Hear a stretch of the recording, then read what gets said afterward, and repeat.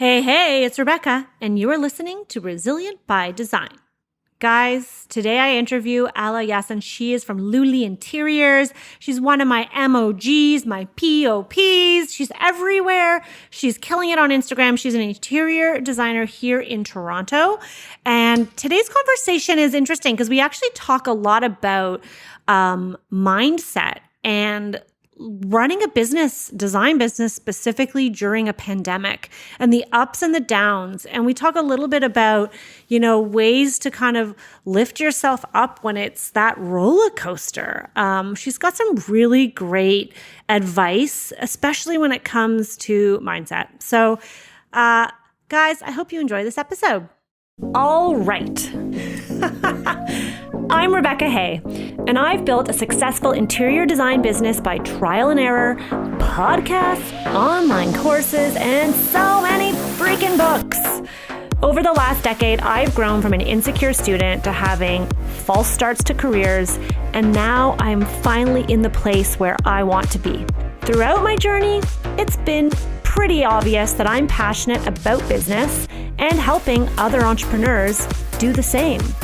Each week, I'll share tangible takeaways from my own experience and the experiences of other badass women to help you build your confidence and change your business. Are you as tired as I am working in a bubble? I mean, shoot. It's time to maybe socially distance with other people. That is why I love coming to the Collective Workspace. If you are someone who is looking for a little bit of stimulation, a lot of beauty, the Collective Workspace is a really great place to go. It is a co-working space for designers, architects, and builders in Toronto, and they're opening a second location this spring. They have flex workspace and offices starting at $120 a month. There's boardrooms, a podcast booth, which is where I am right now, concierge storage, and a trade-only design library. You can find out more, or if you want to book a tour, go to thecollectiveto.com. Okay, Alaa, you're here on the podcast. I'm so excited. I'm so excited to have you. Okay. So I'm trying to think of where to begin. I want everybody to know who you are. And first of all, I do want to say, I can't believe it's taken this long to get you on the podcast. I know. I'm excited to be here. I'm so excited to be here. Yeah. Thanks for having me. Okay. Why don't you just introduce yourself to everyone and let them know who you are? Okay. I'm Alaa Yassin. I own and operate Interiors by Luli. I started my company just over 2 years ago. It was right after I had my son, who's actually 3 today. So it's very exciting. Happy birthday. Thank you. And it came out of really kind of taking a pause in life and finding a huge passion of mine of decorating homes and making beautiful spaces for my clients. So I'm really excited to be in this industry. It's very, very rewarding. And I'm really excited to tell you more about me today. So amazing. Okay. I'm trying to fix my microphone as we speak because I feel like this is wrong. I usually record at the Collective, but we're in a lockdown. So I'm trying to be careful and respectful of the law. And so here I am trying to do it here. It's not working very well.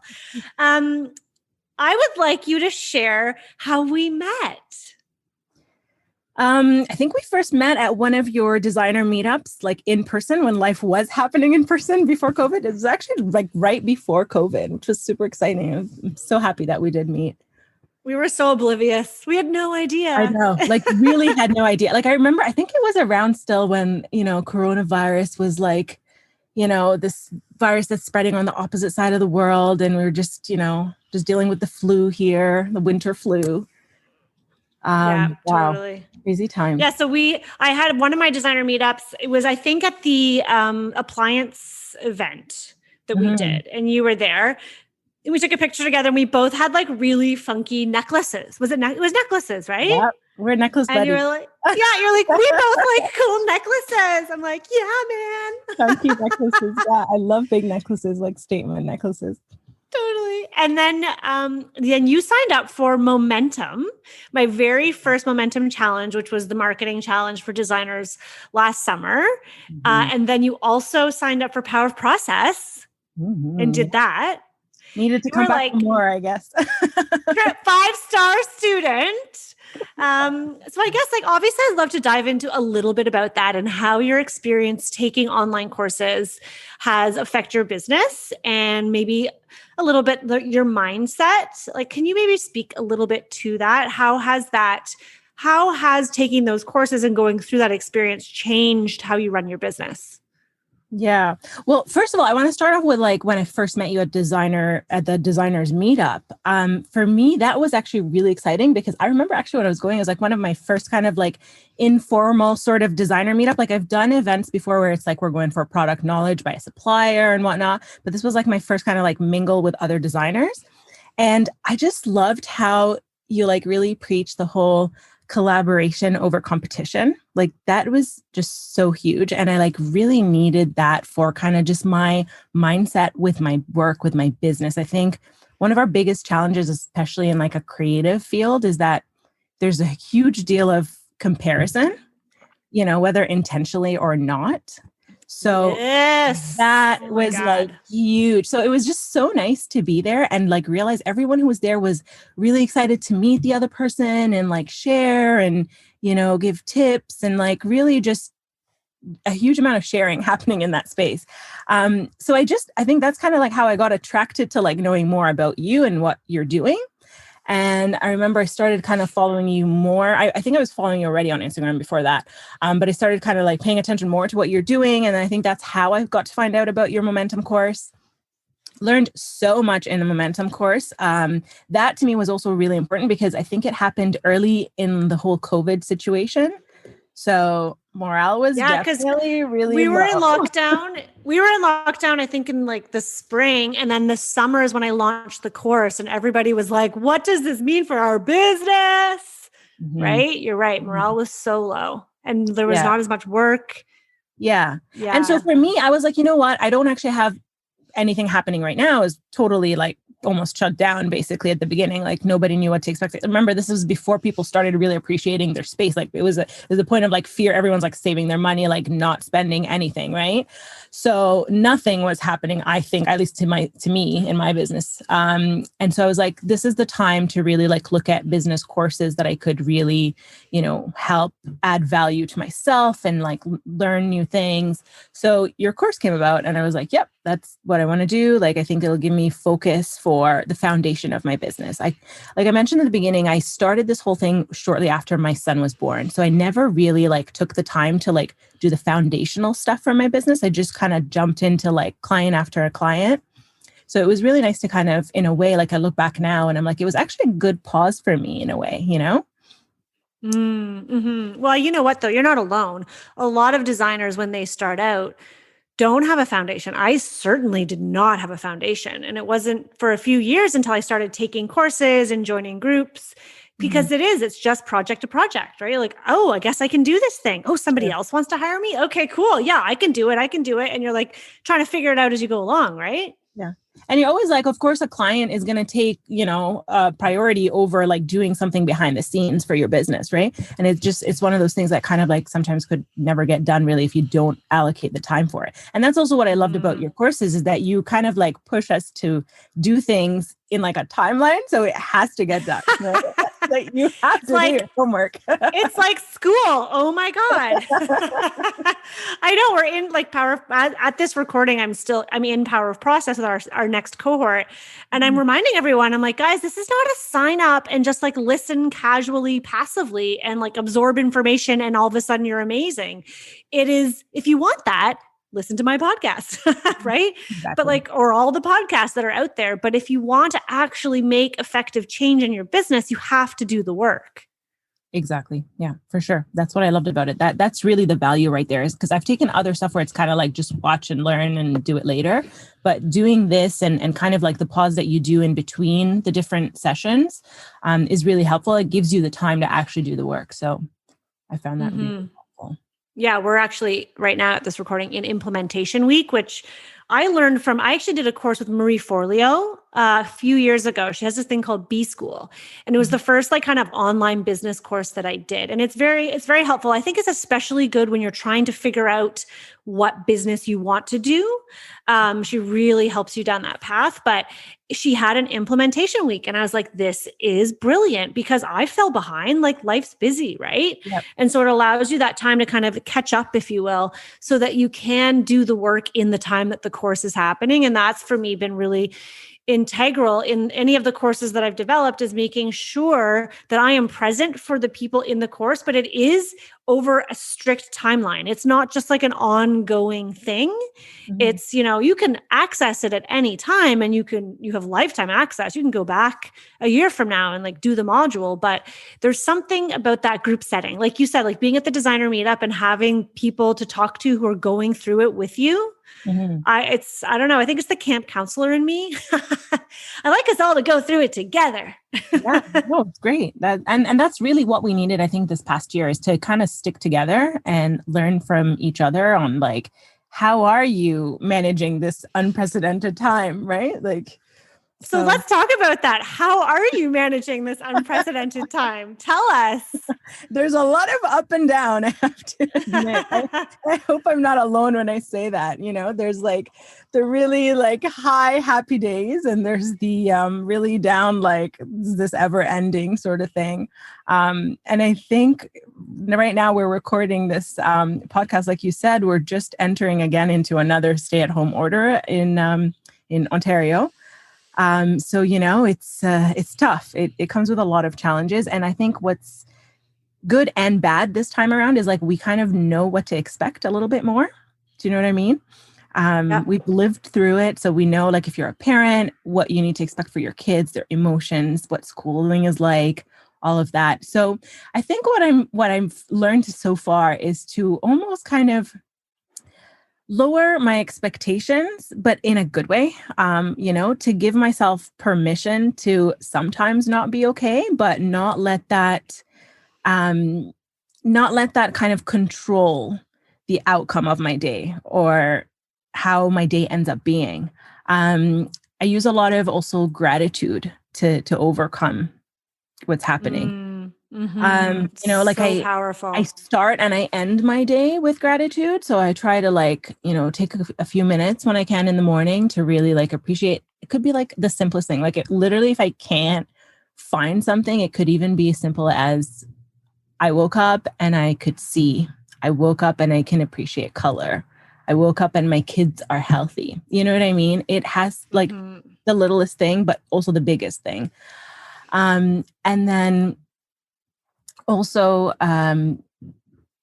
like at night, I actually have a gratitude journal, and it's just a very simple, like 3-line, 3 things you're grateful for in the day. And I mean, you could do this in like any notebook really. But it's just been great to like, even like if you go through some hard times in the day, I write that out and I'm like, it wasn't so bad, and if I read it back, sometimes it was like, oh, I took the kids on a bike ride and they had so much fun, or we biked and did like a quick curbside pickup from, whatever. And honestly, that's all that it is. It's taking it day by day and not expecting so much. And if not so much happen, you don't beat yourself for it. Yeah, I love that. I mean, focusing on what you can control when it feels like everything else around you is literally out of control. I love the gratitude practice. I mean, I do it every morning. I don't do it at night, but that's awesome. It's so powerful. You're right. Like just that I've had days recently, like hearing you say that, I'm like, yeah. Like that gratitude practice has really helped ground me. And it sounds super cheesy, but I've had some really intense work days in the last 2 weeks. There's a lot going on. We've got a new operations manager, bringing her on board, like rejigging what's going on with my team and handling all the projects. And there are days where I get home and I am not in a positive mood. Like I just am not. And then when I sit down in the morning and I wake up and I think, okay, Sarah snuggled me this morning. And I really just try to ground myself in those wonderful things and remind myself that life is good. And there are so many little good things in life. And I try to let those help, to outweigh the other things that are really kind of dragging us down right now. It's a beautiful message. Beautiful. Yeah. Yeah, for sure. That's really all that it's about. And it's also like a big part of it is I have to really work on reminding myself to think positive, right? Like, because there are days where it's like, it just creeps on you and you're like, I'm getting to that, not happy place. And you just have to remind yourself, no, it's going to get better. There's some good, like what's good here. Right. And yeah. So like that kind of brings us to what you've mentioned already that I want us to talk a little bit more about is mindset, because it's such a powerful part of business growth and personal growth, of course, and they're completely intertwined. And I know you and I have talked in the past about different leaders when it comes to mindset that have impacted us, and we both really value it. Would you say mindset beyond like thinking positively? How do you think that has affected your business? Oh my gosh, huge, like huge, huge, huge. It's funny that the COVID year for me, my word of the year that I had chosen for myself was worthy.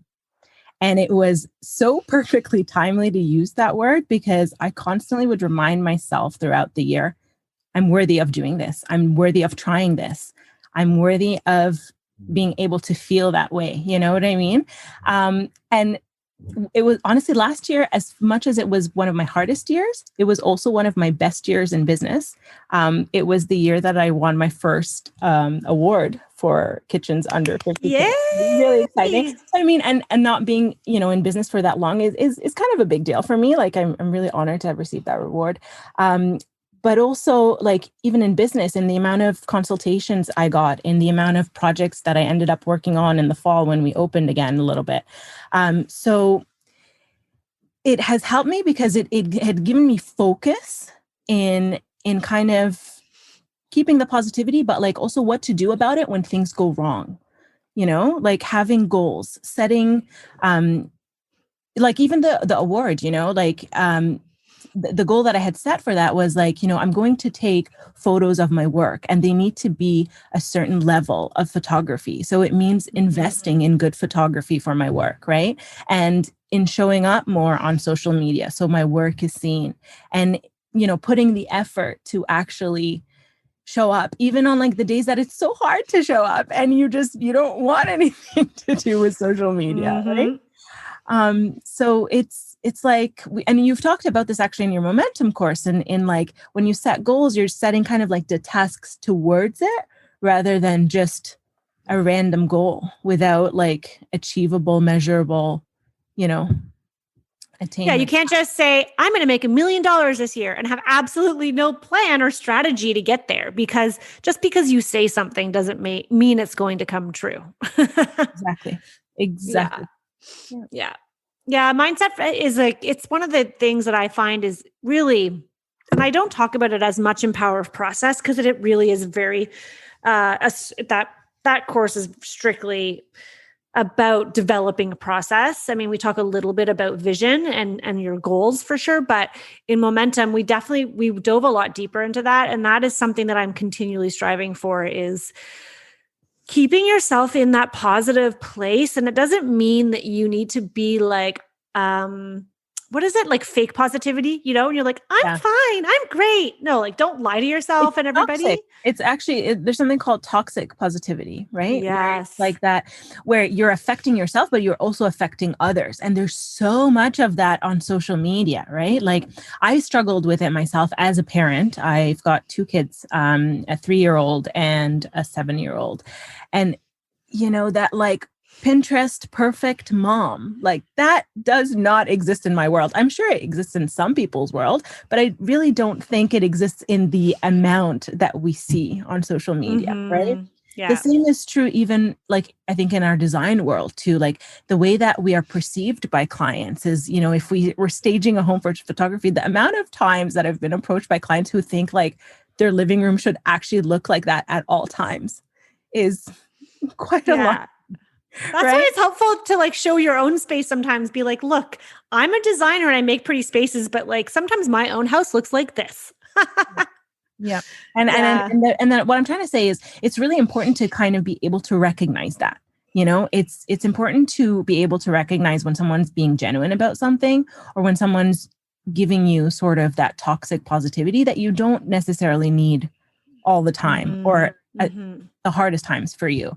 So yeah. So mindset, like I think what we're saying is mindset is not just about being positive. And I know we talked about looking at gratitude, and that's really helpful to remind yourself of the good in your life so that you don't get drawn into too much negativity. But mindset, yes, it's about seeing, I would say it's about like seeing the solutions and seeing the glass as half full or silver linings in situations. But it's more than that. It's also recognizing your worth, right? Yeah. Like you said, like your word was worthy. What a good word. Yeah. And recognizing also, and you mentioned this earlier, is the idea behind this collaboration versus competition.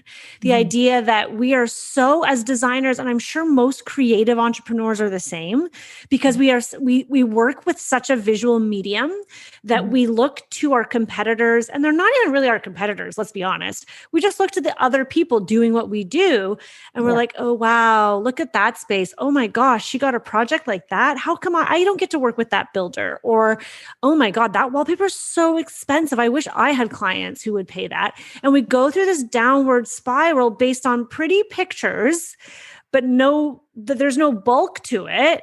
And then we are hard on ourselves. And part of that mindset is recognizing and paying attention to what you're good at, your own personal worth, and not letting others distract you. That's like, you've nailed it. That's basically it. Really. That, I mean, I go through this regularly. Like I do the spiral too. Like I'm not saying that I am like above this, by no means. I don't think anyone is. Yeah. I think people kind of like fake it better than others, maybe. I think mindset is all about the focus, about being in control of yourself and giving yourself permission to be flexible sometimes, to not necessarily be, stuck to that goal all the time. Because I think that's basically what was so amazing about COVID, is that it really forced us to be flexible. Like I used to not be a very flexible person, right? My friends, if they're hearing this now, they're probably laughing. I really was not a flexible person. I was overly sensitive. Now I try to use that like oversensitivity, in the right direction, in the right way, to be an empath for certain things, but not let it kind of control how I feel. Right. I'm a lot more flexible than I used to be. And I think that comes out of not being in control of certain things. So I think it's learning, like kind of how you said earlier, there are certain things that you can control, and there are ones that you can't. We do a lot of that in our own work, actually, with projects, right? Like we know now from experience what could go wrong in like a renovation, for example, right? So how do you prepare for that? But then know that, if it happens, you're not going to freak out and, lose control of the situation. So totally. You're right. We do that. It's kind of in the same way as running a project, I guess. You know what, though? It's funny. Like, it's so much easier to do something for someone else than really do it for yourself, right? It's like we're working in a TV show right now, and obviously there's a really tight budget. And so we had a meeting this morning with the production team, and they're like, okay, well, our budget is this. And so we're like, well, as much as I want that beautiful millwork, like something has to give. And I don't have control of how much money we get to spend, unfortunately, right? Yeah. But I do have, I can control making it look good, but just based under different parameters, right? So it's like, maybe we do more of this thing. Maybe we get that wallpaper, and that's more affordable than this whole custom built-in, but we can make it look really great with these 3 other features, right? And you're right, we are doing that. We're constantly juggling that and finding ways to control the uncontrollable for our clients. Exactly. We don't always enjoy doing it. I'm not saying you have to enjoy it every time, but for our own lives, it can be hard. And I think too, as a business owner, and like, I feel as though I'm going through a very new growth spurt as a business owner and a leader in my own organization, where, I can't control all of the people who work for me. I can't control how they're going to react or respond, or how they're going to do the drawings the one way. Like, I have to accept that everyone is their own unique person, and we're going to find a way to bring it together. And that's challenging. It's really challenging. For sure. But But as long as you have the right mindset that you can do it, right? Like having that can do attitude that we're going to find a way, we're going to find a solution. I think like when I look at successful people, I think the most successful people are the ones who can make lemonade out of lemons, right? Mm-hmm. Or it's whatever. Funny because when things were like really bad with COVID, I remember joking with a friend. I'm like, I just need lemons. Like, give me something. Like give me the lemons to make the lemonade. So what do you do when it's, that bad? But life did. It gave you momentum, right? Yes. There and you then go. These are exactly the moments where you pause and you think about really the small things that you have that you start to kind of take for granted or you forget, right? Yeah. And that's when you're like, okay, it's not actually so bad. We're gonna totally. I mean, for me, for the pandemic, it slowed us down. Like our revenue stream went because everything was on hold, but then it gave me the freedom and the time to start this podcast, right? Which is like, to me, that was a huge silver lining in the pandemic because it's something I'd always wanted to do, but just never took or made the time to do. So I think we can all look for and there's other silver linings with the pandemic, family time, and everyone can find their own. And it's about mindset though, because you can let it crush you. Or you can let your business stress or your client stress or difficult clients kind of weigh you down, but you have to keep pushing through. And if you think it's going to kill you, it will. Yeah.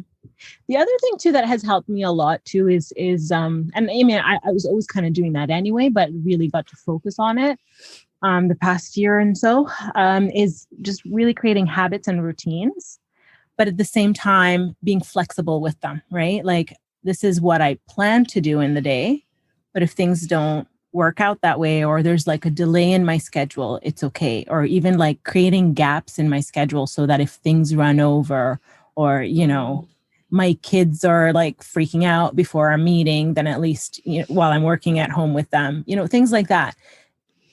Things will get out of control, but what are you doing kind of in advance to plan that they could get out of control? And then if they do, how do you kind of get back on track? So having habits and a routine set has helped me greatly in just staying. So maybe can you share with us, like, what are some habits or routines that you have developed that you think are helping you inside your design business?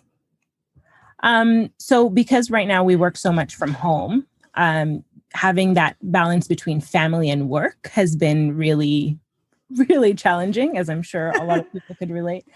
But I basically start my day and it's all focused on family at the beginning of my day until I get my kids ready and, either sent off with their dad to school or I'm dropping them off to school. And then if it's online schooling, then getting my daughter sort of, set for school and having everything ready. And then after that, I'll always do like at least a half-hour workout to start my day. I find that just really like that physical sort of focus really, really like my best days start with the best workouts. It's like no brainer. And then after that, I usually jump on either like meetings or calls or catch up with emails to respond back to clients, anything that's kind of on my to-do list. And then something that I got from you is like allocating the different days of the week with like different tasks. So for example, like discovery calls are mostly on like Thursdays, consultations are usually on Fridays or Wednesdays. That sort of thing has really helped me put my schedule together a lot better, a lot quicker. And always reviewing that like the night before. So I know before I wake up what's happening the next day. Yes. Oh my God. That's something that I started doing just in this last year that I'm like, can't believe I didn't do before. Yeah. Like I do not go to sleep without looking at my day so that I don't wake up and I'm like, oh my God, I forgot that I have a 9 o'clock and I got to do the thing and I should have done my hair. And like, oh my goodness, all that stress and chaos. And the other thing too is like I've become a little bit more strict on like really ending my work day at a certain time in order to be more present for my family. I think that was key. I think at the beginning I was like really wishy-washy and like, everything's kind of like intermingling in my time. And like I could be like replying to a client while my son or my daughter are freaking out. And it's just so stressful. But having that separation is very important between work time and family time. So Yeah. Yeah, I want to circle back to what you just said about how you do now discovery calls on certain days, on Thursdays, I think you said, and like you only do consultations like Fridays and Wednesdays. And for anyone who's listening and is like, well, that sounds nice, but I can't structure my week like that, you can. And the idea behind that is time blocking, right? And I've talked about it on the podcast before. I talk about it a lot in my courses. Because it's been really helpful for me too. And the idea behind that is that you're basically grouping like tasks. So, for example, this podcast, I'm not recording a podcast a week. That's exhaustive. I need to set up the equipment. Typically, I have to go to another location because it's better acoustics than here. There's so many things. So instead, we pick like 2 days a month, typically, and we record all of our podcasts over those 2 days. And the idea behind that is that I'm in that mindset. I am like energized. I'm ready to talk to people. The equipment is set up. It's just such an easier, and we don't have to then, when you move from one task to the next and you have to like get your mind into it, right? Like you're doing emails and all of a sudden the client calls and you're like shake your head for a second. Okay, right. Get back into the space, or the contractor.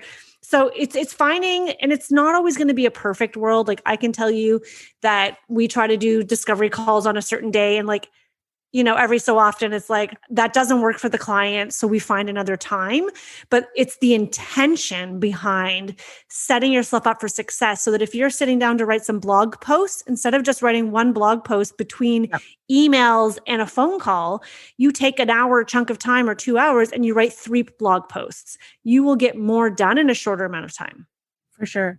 And the nice thing I found about it too is like, obviously I'm not having like, a discovery call for every single time slot in my month, right? So the ones that go unbooked are now kind of free time for me to catch up on something else, or, do another task that maybe I'm like running behind on from the days before in the week or something like that. So yeah, I totally love time blocking. Yeah, those are the bonus time. That's the best. You're like, so we've now had to cancel all our consultations for April. So, which I mean is very unfortunate, but at the same time, I just looked at my calendar for the week and I was like, I have all of Friday morning free because it was supposed to be a consultation. It's kind of like bonus time. I know. I don't love the virtual consultations as much as in person, but to be honest, that's kind of the route that I've chosen to take, is to just convert everything virtually again for a little bit until we get some kind of clarity on what's happening. Yep. No, everyone's got to do what works for them and to keep the ball rolling, right? Because when you postpone a consult, that means you're postponing the starting of that job as well. Exactly. Yeah. Yeah. Okay, we have a few more minutes, but I would love to dive into the idea of working with the right clients. I feel like you have kind of gone through a bit of a transformation with the type of clients and jobs that you are doing or trying to do. And do you want to like maybe speak to that a little bit? Like, what does that mean to work with the right clients? Yeah, oh my gosh, I learned so much from you and from others and from just like being and doing and trying and trial and error. And I think a lot of times when people think of ideal client, they think of like an ideal budget or a level of spend or something like that. And that's not what the right client for me per se is. My right client has certain characteristics that have, I found, given me the ability to perform my best projects. They're very trusting. They're very excited to work with me. They want to see what I will create for them. They trust that I'm going to get them the best options for their design without sort of second guessing and trying to like reshop what I look for them or find for them. And yeah, it's just about who they are. It's about how they love their home. It's about what they want out of their home or their space. That really is for me how I've discovered my right client. Have you always had your right client? Absolutely not. Absolutely not. And I mean, but really, I've loved, like, I'm so fortunate. And I look back, I've not hated a single client I've had. I've loved every single one of my clients. And I've probably loved them more because they've taught me what I've loved and what I've kind of wished was different, So I'm really lucky so far to have not had a difficult client to say. But maybe we could have worked better if certain characteristics were there. And that's kind of how I got to discover what I enjoy working with. Have you, like, now that you kind of understand who your right or ideal client is, have you tweaked anything in your onboarding process to whether it's verbally through questions or a contract or a document? Is there anything that you have changed that is helping filter those right clients to you? The one major thing that I have changed is I now charge for my consultation time. Yeah. I offer a free discovery call like many designers do. It's about like a 20-30 minute call where it's really just to kind of chat about the project and about my work and about what they could expect from the process and a little bit about the process of working with us. But after that, in order to actually go to their home when it's not obviously a lockdown or to do a virtual 2-hour meeting, that is paid for. And that's just to show sort of the value that comes out of that time spent with me. It's very important to charge for that. That has helped me a lot because I think it kind of really eliminates anyone who's not really seriously, looking to do work or not really seriously committed to a project. Do you find now that you charge for your consultation that you get fewer consultations than before, or it's maybe not affected it? Probably a little bit less, yeah, but it's better value for even my own time. Like it's a better way to spend my own time, right? Because if I'm just spending time and I'm getting nothing out of it, like at the end, I'm not getting a project, I'm not getting, even, a review of my work or anything back, then what's really the point? Like we're just kind of wasting everyone's time in a way, right? Sorry, I was coughing. I had to mute myself. Yeah, no, it's so true. It's been really powerful for me, not only starting to charge for a consult, but then charging more for a consultation. It just attracts the right type of client. And then it's like, okay, this is like a serious meeting. I have had times where I'm like, oh, I know this person, or like a realtor that had referred me to good clients. I'm like, I won't charge her for the consult. Yeah. And like, she didn't even show up. Like I'm standing at her house ringing the doorbell and trying to email and call her. And she's like, oh my goodness, was that today? I'm so sorry. Can we reschedule? And I'm like, seriously? Yeah. I drove all the way. I mean, I was very polite, obviously, but in my head, I was like, come on. But honestly, all I could think when that happened, I'm like, it's my fault. It is my fault for not charging, because when someone isn't paying, they don't value it the same way. Yeah. If she had paid money for that consultation, guaranteed she would have been waiting at her house. Yeah. Guaranteed. Yeah. She kind of like diminished the value of your time in a way. And you don't want that happening, right? Totally. Yeah. And guess what? When we did reschedule the consultation and I gave her a proposal, she didn't hire me. Mm-hmm. Big shocker. Surprise. Big shocker. Oh, Lord. Anyways. And then how do you think having the right client affects your working relationship with trades? I know you kind of were like in your notes when we were planning on talking, finding the right trades can be hard. Do you think having the right client makes working with trades easier or hard? Like, what do you think the connection is there? Or is there? Maybe there isn't one. I mean, working with the right trades is like, I feel like it makes or breaks our business, right? Because getting that right workmanship. I love to work with trades that really like own up to, their work at the end of the day. Like if something, things happen, like mistakes do happen throughout the project. I have yet to have a project where like it runs smoothly from start to finish. Like, correct me if I'm wrong, if that's not everyone's case, right? Something happens. So It's important that your entire team, and when I say team, I mean my trades as well, are really on board of, taking ownership of how to fix things as they arise, and how to deal with clients when they're in their home, how to, clean up after before they leave, because we have to leave the house in a specific way for the next day's start. All of that is extremely important when trying to find the right trades to work with. It's not just about the work, but it's also about the work ethic when they're there. So important. And the reason that's important for the right client too is because that's how I'm able to sell my projects, in that, I do bring a strong team to actually implement the project for you. And that comes with value as well, right? Yeah. I mean, I found that you can have the best client ever sign on, but if you don't have the trades to service that project and that client at the level that you're promising, Yeah. the whole thing can go upside down.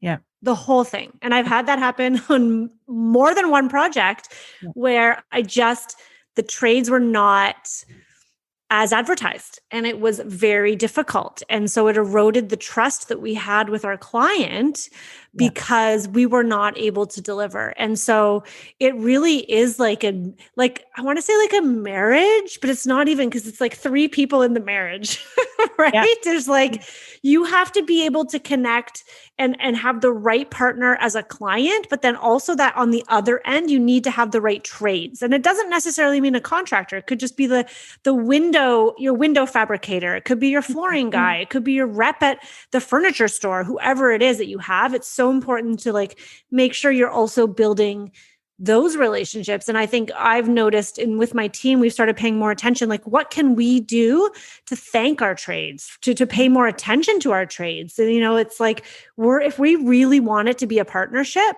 and I think I've mentioned this before, but like, let's go to Tim Hortons because we're in Canada and let's get some coffee and some Timbits and bring it to site. Sure. Yeah, for sure. Treating your trades, with appreciation for the work that they're doing for you at the end of the day is extremely important.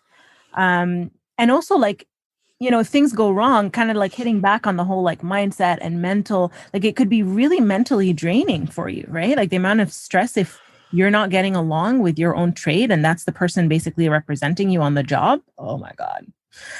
Yeah, totally. Yeah, totally. And I know a lot of designers ask, like in our designer meetup group and Facebook, and they're always saying like, who has a good carpenter? Who has a good contractor? And it's like, we're always looking for a better trade because it's so hard to find the right fit sometimes, but also people who have the integrity that you're looking for, and they exist. It's definitely out there. But if you don't appreciate someone, they're not going to go out of their way to help you. Right. So it's this kind of balance of it's like, I don't want to say it because it sounds like really bad, but working with trades is kind of like having a family, like having children sometimes, not always, but because sometimes they need to know when you're firm. And I think especially as women in this industry, it is a whole other topic, Rebecca. Freaking different. And you know what? My husband says it all the time. He's a man, obviously. And he's like, Rebecca, if you were a man right now, this would not be happening to you. Oh yeah. He has said that to me on more than one occasion. And I'm like, you're probably right, but I'm not a man. And so I have to deal with the situation. Yep. But it's learning where to be firm, but you can't be too, I feel like it's not my personality. Like I know designers who are like, boom, there's no BS approach. This is how we work. And like trades respect them and boom, they get everything done. I'm a little soft. I'm a little nice. I like kill people with kindness, but then I try to be firm.